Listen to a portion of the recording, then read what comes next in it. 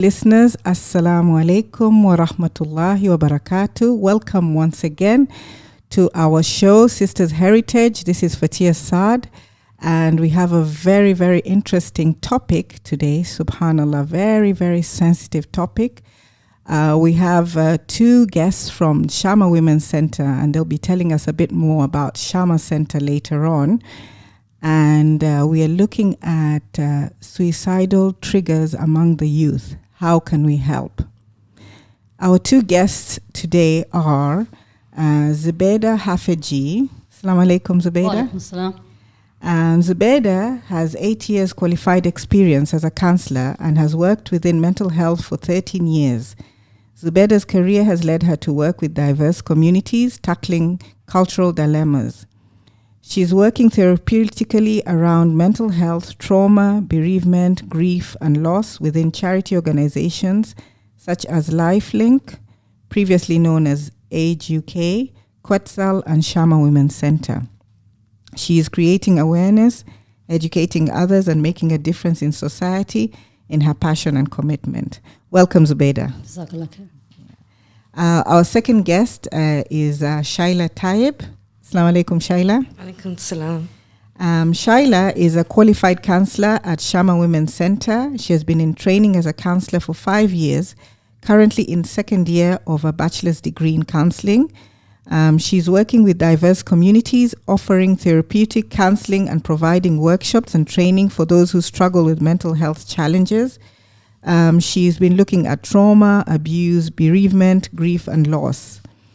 Her passion is to spread as much knowledge and awareness among mental health services and support those who are struggling.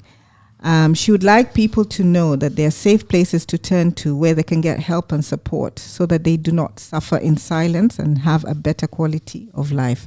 Thank you for joining us, Shaila. You're most welcome. When people talk about suicide and self-harm, they think it's one and the same thing. Probably you could shed more light on what the two terms mean. I'll start with you, Zubeda. Of course, yeah. So when we talk about suicide, it's a culmination of a person's feelings, emotions, and thoughts where they feel that they can't continue to live and they want to end their life or have intention to end their life. And they might display that behavior of suicide in different ways, or verbalizing or non-verbal communication with actions and thoughts and feelings. Is this something that is common in our community? Yes, I'm just going to give you a little snapshot of some statistics we have from youngminds.org.uk. So 1 in 10 children have a diagnosable mental health condition. Half of all mental health challenges begin by the age of 14 and 75% by the age of 24. Almost 1 in 4 children and young people show signs of or evidence of mental ill health, including anxiety and depression. And suicide was the most common cause of death in 2015 for boys, both boys and girls between the ages of 5 and 19. So it's quite a vulnerable age. Is this a UK statistics, or are we specifically looking at Leicester? It is UK statistic. Okay. Subhanallah. When you're talking about suicide and the triggers, I've worked in mental health. I've actually been a support worker, and I still do it at times, yeah. And when we're talking about self-harm, some people look at it as a suicidal tendency, isn't it? Is there a difference? Well, sometimes the self-harm has a substitute then to act on the suicide. Sometimes the feelings are so intense that they rather just harm themselves than to act on the thoughts and the feelings that they have of suicide. However, there has been cases where they've taken the self-harm a bit, extreme, and it has resulted in accidental death. So it's having that, awareness and balance, when you are self-harming. Okay. When we're looking at this topic, it's a cultural taboo, coming from an African background, you're coming probably from Asian background. This is not something that is common. And most cases, they wouldn't look at it as a mentally ill behavior.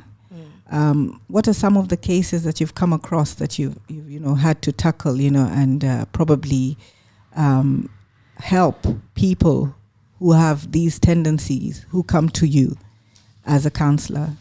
I think a lot of it, they carry a lot of shame, and guilt as well. And I think that stops them in their tracks to be fully, available to someone, especially like a parent to a child. When they're carrying that guilt, oh my God, what's my child doing? Why they're acting like this? The shame that they're going to bring on the family. And, I want people to know that it's a difficult also for the child, what they're going through and what they're expressing. They also feel some sort of way, that shame and guilt, and they don't need the parent or the community to look at them in that kind of way. Rather, we should be open to them. They have access to us where we listen to them, what they have to say, without that judgment of why you're harming yourself. A lot of like generations before that, we just get on with it. We just put on this suit that we're Superwoman, Superman, and we just get on with it. But it's come now, like generation today, there's a lot of, if you see, there's an increase in self-harm and suicide among the youth. Now, this is a problem that we need to tackle by, number one, educating. What are the triggers? What are the factors? How can we help those who are struggling? And especially working around the cultural norms of the shame and guilt. Okay, fantastic. Zubeda, could you just give a highlight on some of the triggers? What do you think are some of the, the causes of this mental ill behavior amongst our youth? So many factors precipitate a person to have increased risk within self-harm and suicide. So the things we look at obviously would come from family problems or the presence of domestic violence. If you're a witness to, parents in the home having domestic violence issues, or you're in it yourself, divorce or separation of parents, chaotic home environment, physical, sexual or emotional abuse, not seeking help soon enough, poor achievement at school, or perhaps bullying of some nature at school or in college. So all these, there could be a number of factors for any one young person that they're going through at any one time. And we are aware that our transitional periods in children and young people when they're going through their puberty ages, which is what the statistics outline, that these are the main sort of watch out for times when young people will go through mental ill health. The changes that we go through individually when we're going through puberty will trigger perhaps mental ill health or trigger something that they already experienced in their childhood, and then that will come to the forefront and create problems within self-harm and suicide. Okay. Our dear listeners, you're listening to Ramadan Radio 87.7 FM, and you can log on. We have the website, and we are on Facebook and Instagram and on Twitter, and you can call in if you have any issues, if you have any questions to ask. You can phone in at 0116 482206, or you can WhatsApp, send us a text on 077 488 55055.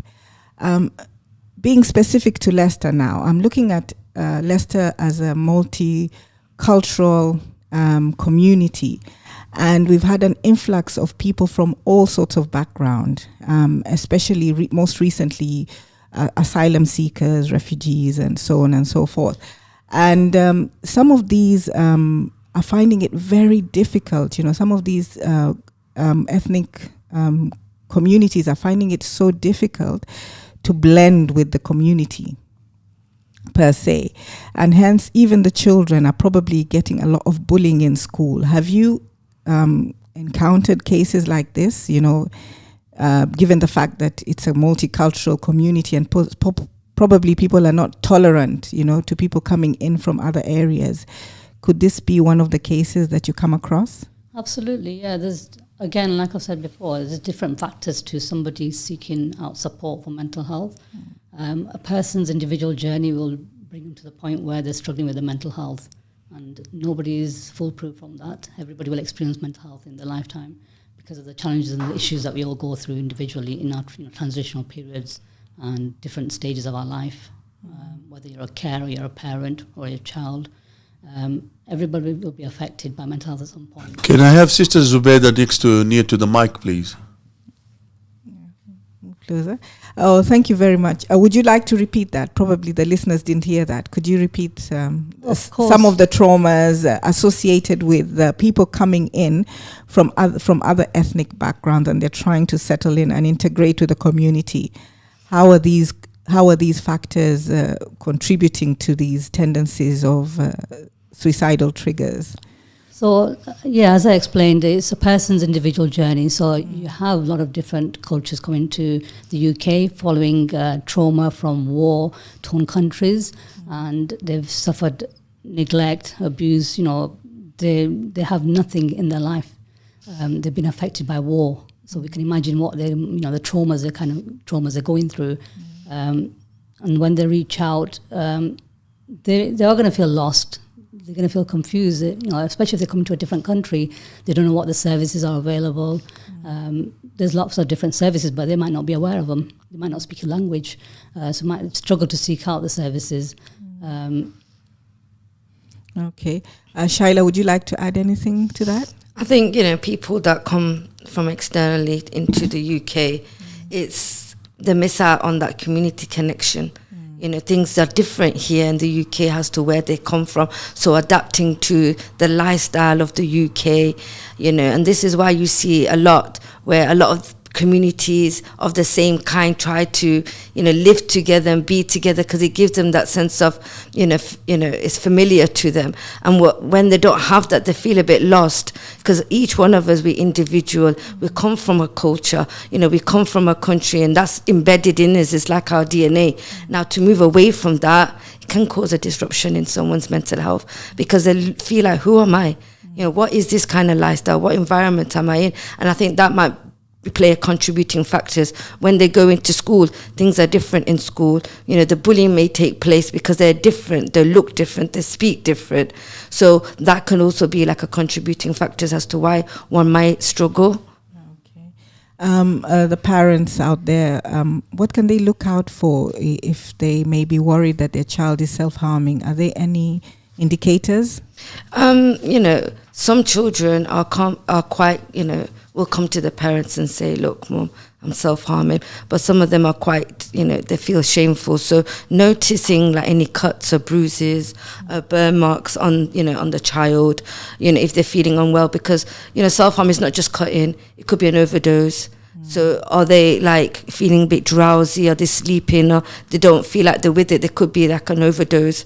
That's one of the signs of taking an overdose, intentionally burning them and bruising them. So look out for, those kind of signs, will indicate maybe, your child is self-harming. And maybe you might even hear it from like a school or somebody in the healthcare, maybe noticing that these marks are on your child. And the first thing I would say to parents is, I can understand if, the first call you get or you find out that your child is self-harming, it can be quite alarming and distressing, for you to know that, your child is going through something like that.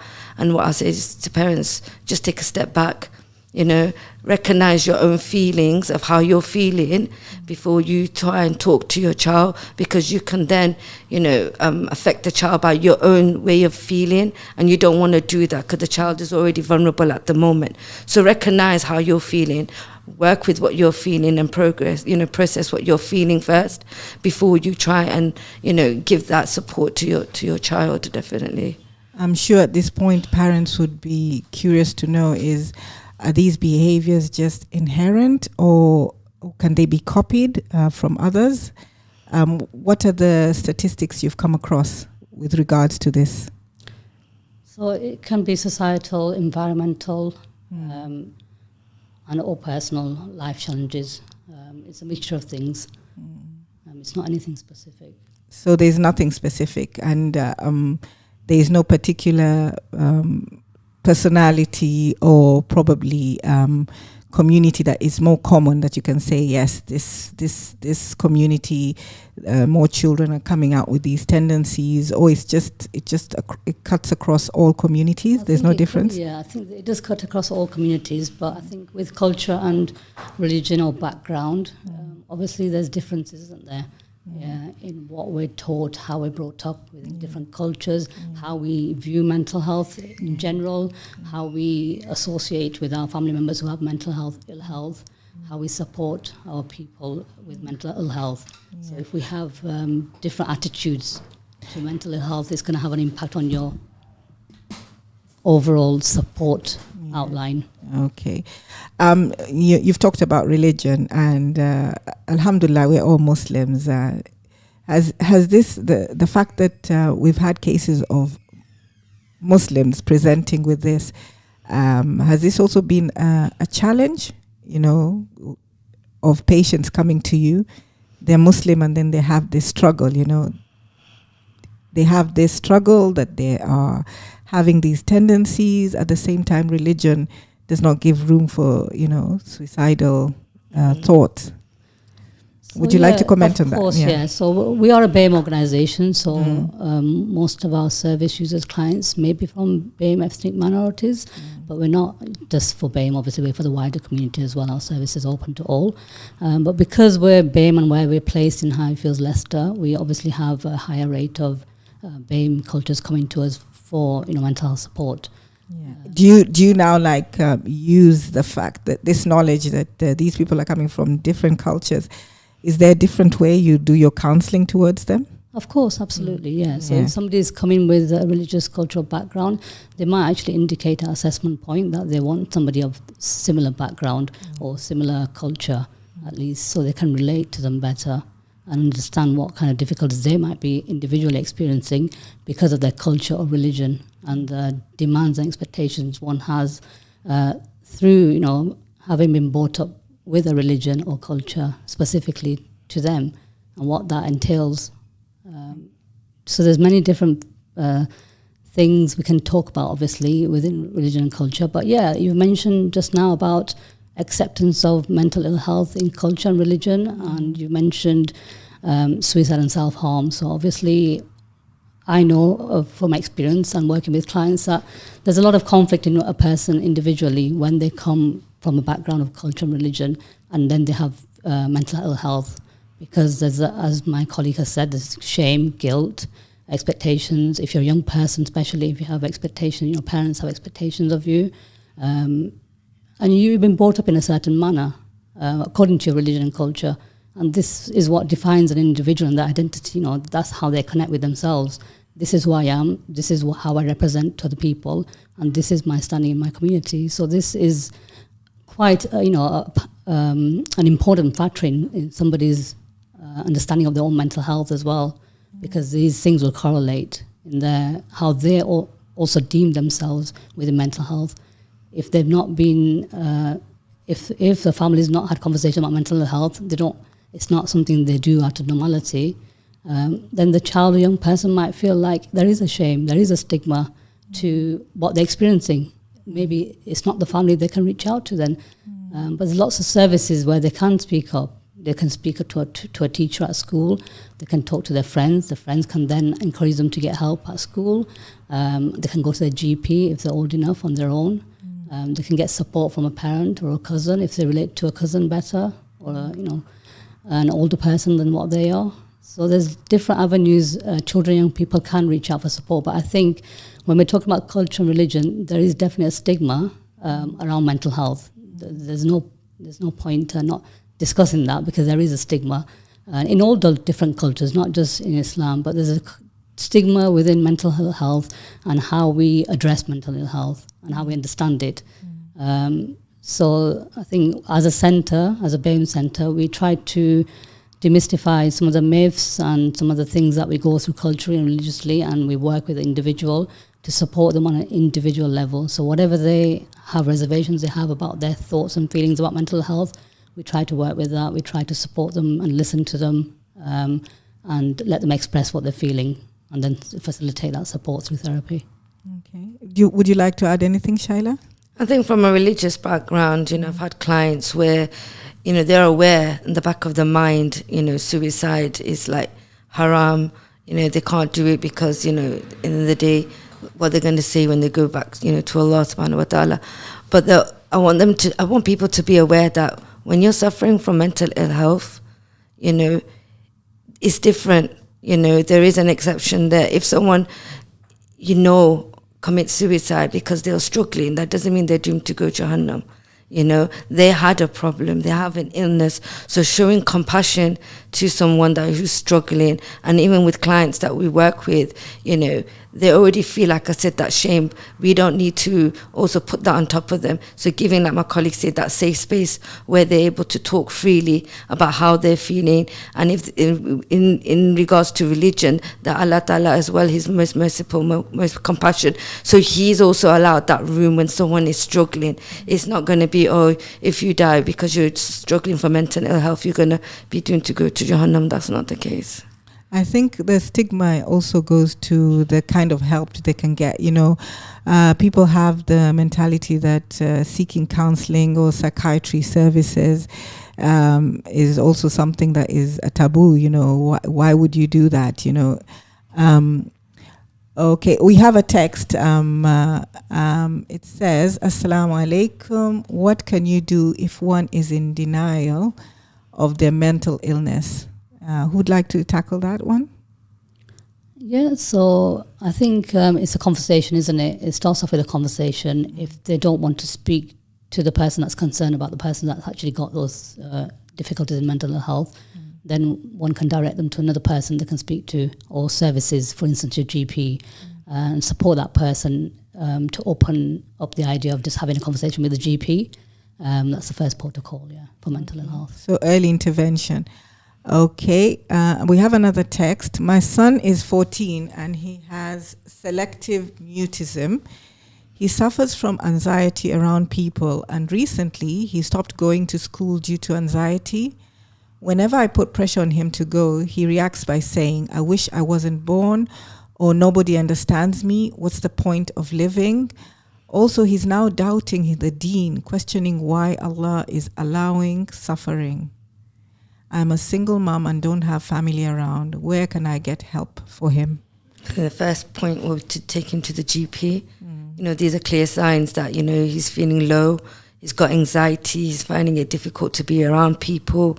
And, we want our kids to go to school and have a normal life, but when they're struggling, they're going to retaliate against that. So, it's important as parents to take a step back, listen to what our child is saying. When they're talking about not wanting to be here, wanting to harm themselves, this is something we should take seriously of what they say, because that is how they're feeling. So the first point of call, I would say, is take him to the GP. He's 14 years old, and there is obviously the CAMS organization that, who looks into helping, the young children, young people and children in mental health. So, please take him there. Okay. You have Shama Women's Center. Yeah, you'll tell me a little bit more about it. But if I'm struggling and I don't want to go to my GP, can I just drop in to the center? Would you be able to take me in? Of course, yeah.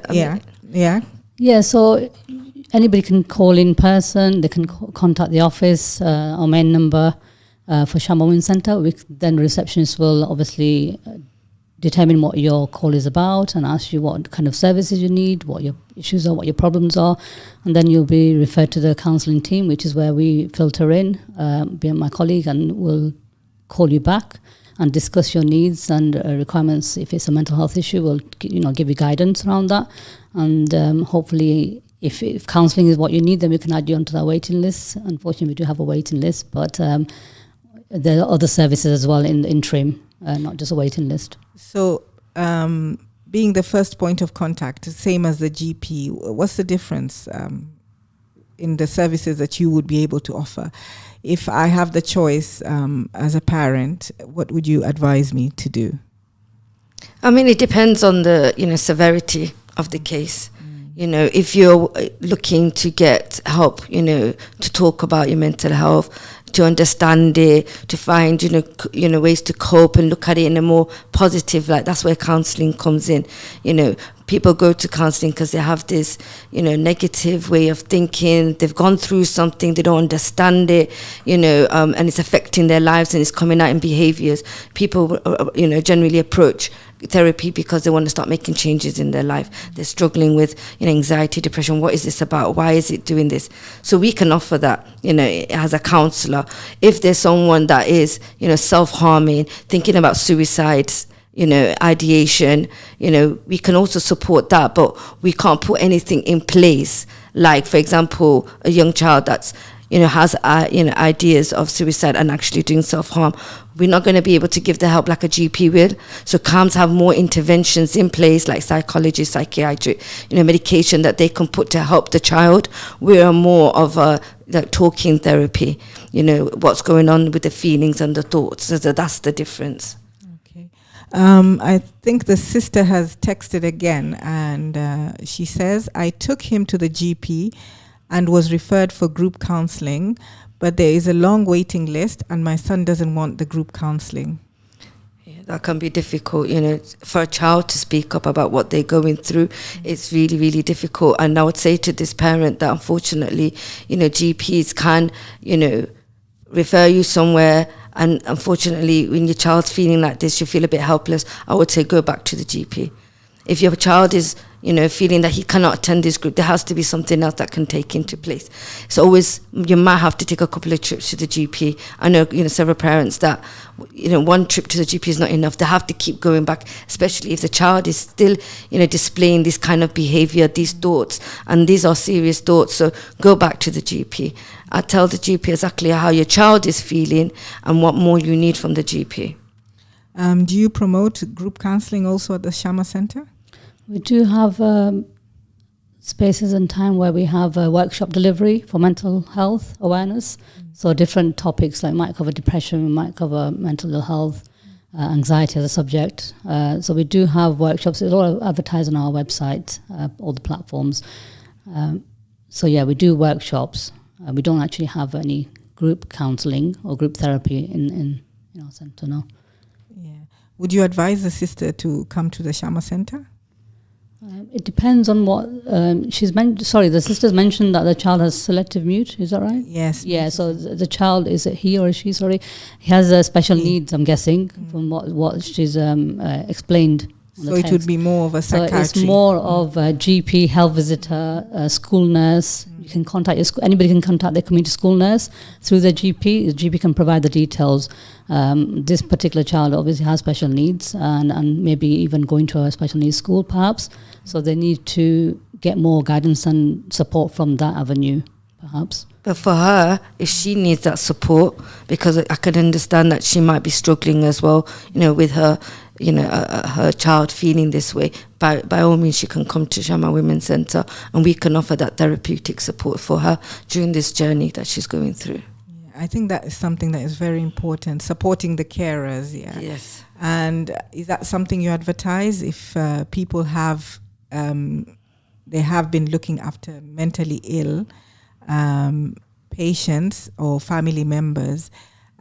You offer that service, isn't it? Have you advertised that? Absolutely, yeah. So we have a number of services. Could you maybe highlight the services? Of course, yeah. So we have, obviously the main one is the counselling service for mental health.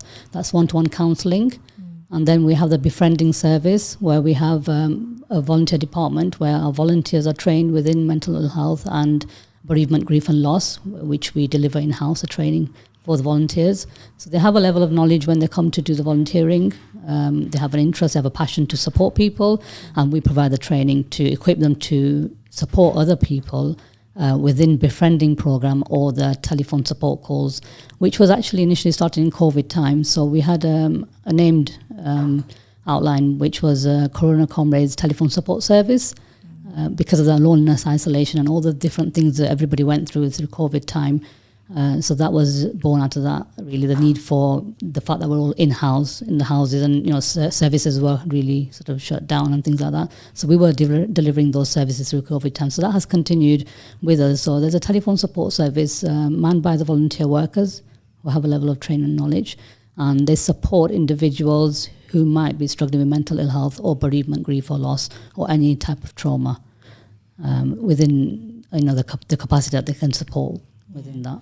I think sometimes it just becomes overwhelming and they just need a break, because if it's something that you have to deal with every day on a daily basis, you can actually be burnt out. Of course. Yeah. I think that's why self-care is very important. You need to recharge your batteries. And at Shama Women's Centre, we do have, chai and chat, where you can come and meet people, relax your mind. You can also build up on your own skills. So we have courses where, like IT, baking, hairdressing, beauty. So, something, you do something that interests you. And that's very important as a carer, taking care of your well-being, still, doing your hobbies and your passion, because you're taking care of someone.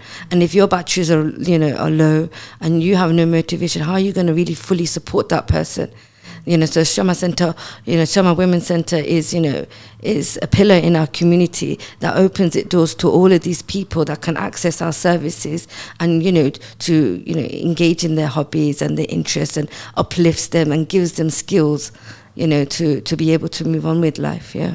Yeah, maybe you could give the listeners the full address, those who are interested in probably accessing your services.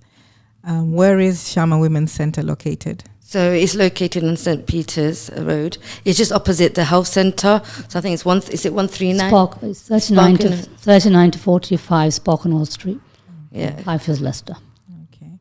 And what are the working times? And you said you do accept walk-ins. Yeah. Walk-in, telephone. So it starts from 9 till about 5 now, isn't it? And I think for Ramadan, they're closing about 4:15, yeah. So, dear listeners, you've heard it. If you are struggling with supporting a person who is mentally ill, please do access this service. They're here to support you, and these ladies are here to tell you more about the Shama Women's Center, how you can access their services, the services that are there to support you, to support the person who is having the mental health themselves, and the carers themselves. They can both access this service. We are still on Sisters Heritage, and you're listening to Ramadan Radio on 87.7 FM.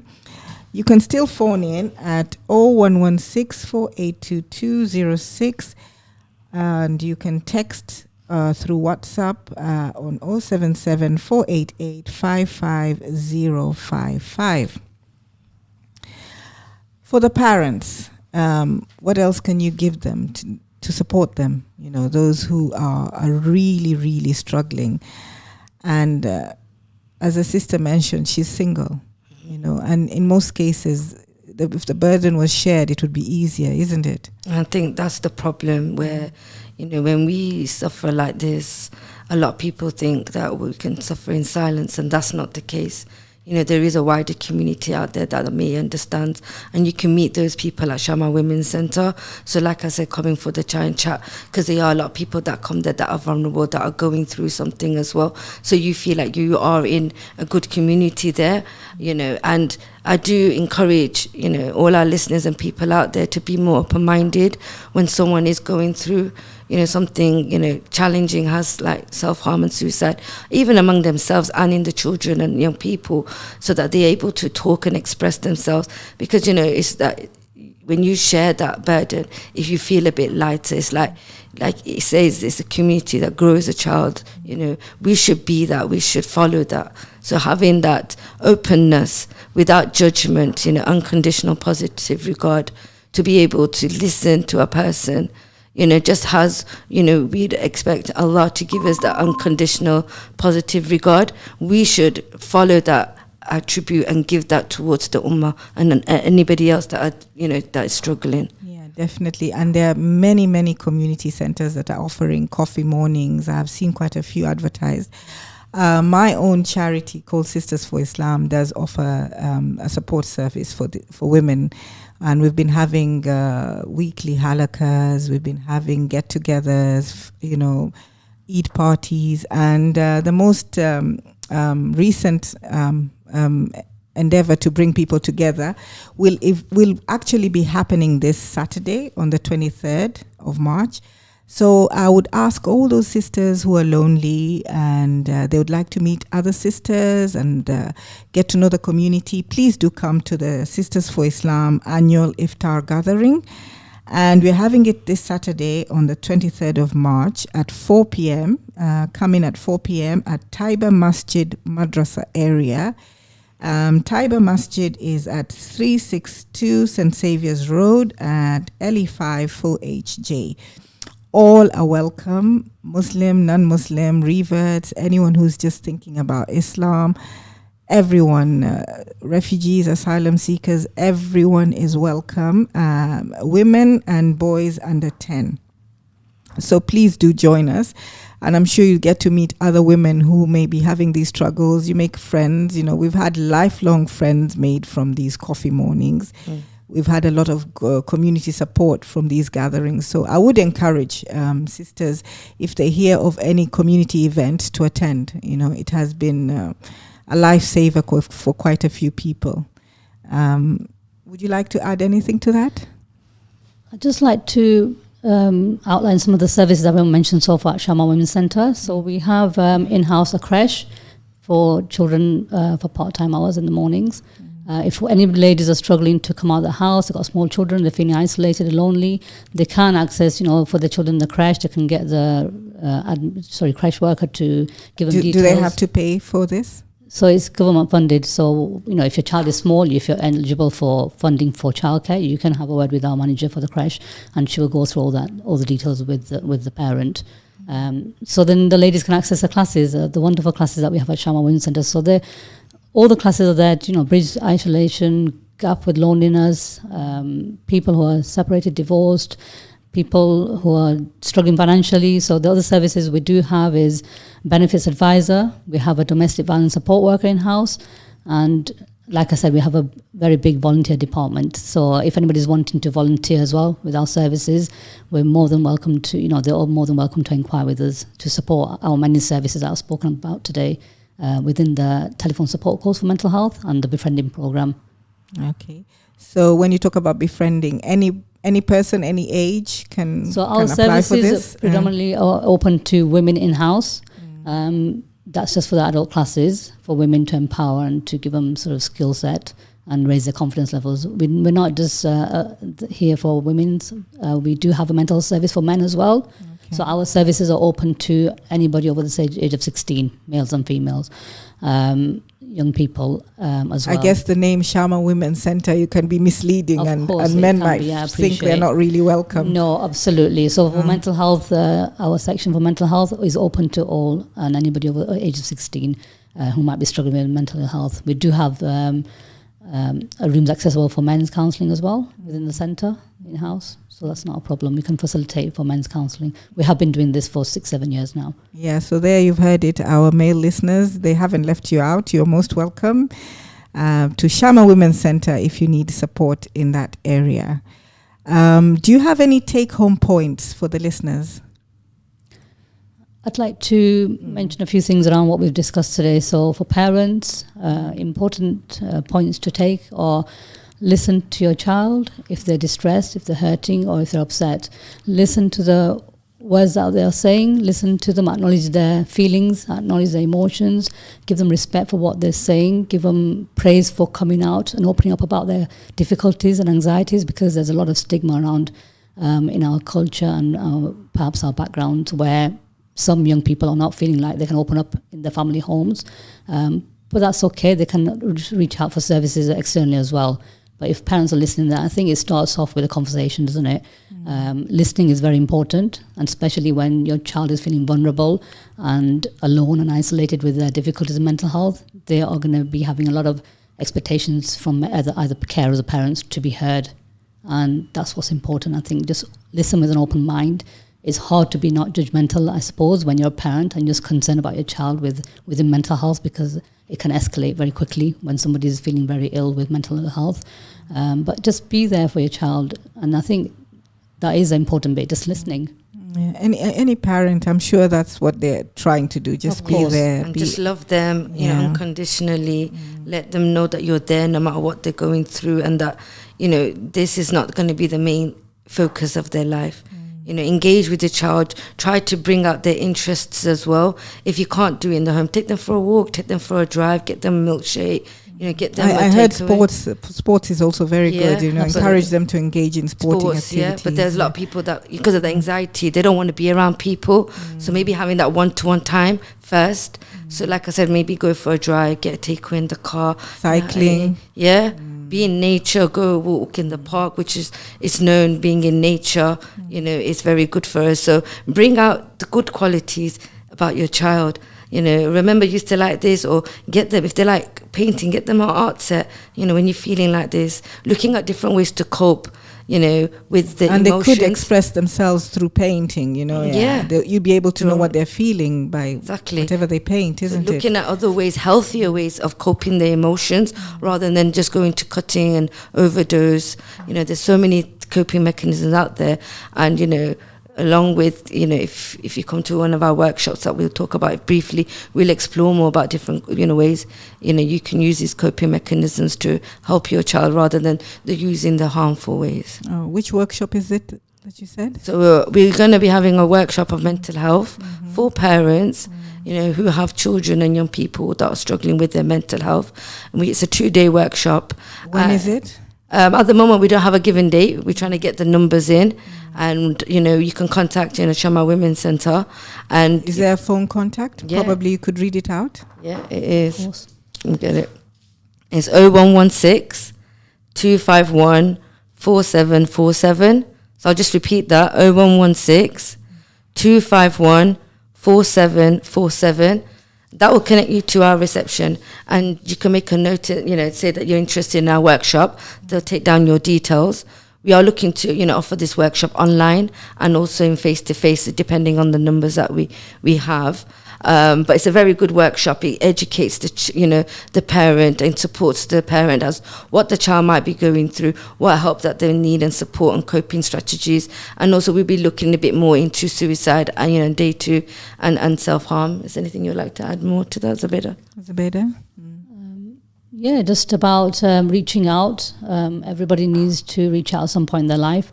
There's nothing to be ashamed of. We all go through mental health difficulties, and at some point we're going to need to reach out or reach into ourselves to find what we need to do to cope. And so this workshop is open to everybody? Yeah. Women or parents. men? So just parents. So parents, men and women. So Okay. Yeah. Okay. So they just need to give you a call and register? And put the details down. Yeah. Okay. And then once we've got a date in mind, we're just trying to get the numbers, and then, we'll contact them and give them the given date, so online or face-to-face, yeah. Okay. Any concluding remarks? There is just one other thing I forgot to mention, sorry. Yes, please go ahead. So we have also support available for people who might be affected or family members might be going through gambling harms within families. So please do reach out and access our counselling or mental health support. We can guide you further to, depending on the severity of the case, within gamble harms. So we can support the individual. I'm sure they're wondering what you mean by gamble harms. Could you just... people who are affected by gambling. Addicted to gambling or in financial difficulties because of gambling harms, gambling within the family or members of the family, affecting their financial situation. So this would be addressed in the workshop too? Not in the workshop, no. This is separate focused. Oh, it's a separate service. Yeah, okay. that we have that Fantastic. available. We can look at these things as well, gamble harms as well. Okay, yeah, very interesting. That we're now becoming more open-minded, and we're actually addressing these issues in this community because some people, many communities would, sweep these issues under the carpet. But once the service is out there and the help is there. Definitely it would be good for them to, come to Shama Women's Centre for this support. Again, I remind you about the Sisters for Islam annual iftar gathering. Please do come in. It's a bring a dish affair, but if you cannot cook or anything, you're most welcome. I'm sure there'll be plenty to share. And it's on the Saturday, the 23rd of March, this Saturday at Tayeb Masjid Madrasa area at 4 p.m. We'll be having a spiritual reminder, and then there'll be sort of a fundraiser for Gaza, as you're all aware what's happening in Gaza.